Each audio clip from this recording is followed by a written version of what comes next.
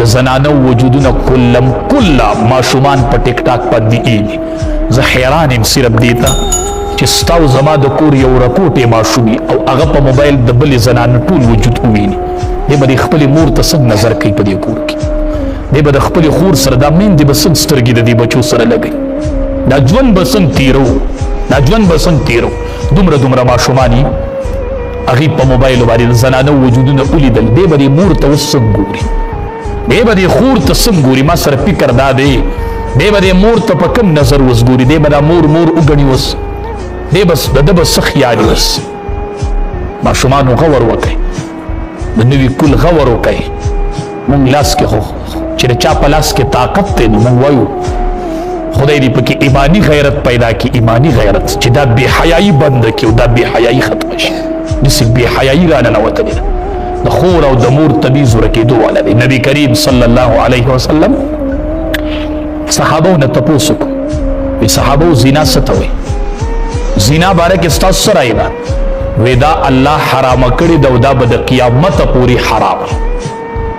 نبی علیه السلام ورته وایي چې یو سړی لس ځله زنا وکړي، لس ځله، او یو سړی راولګي او د خپلې ګاونډۍ سره زنا وکړي، د ده دا ګناه د هغه د ګناه نه سیوا ده.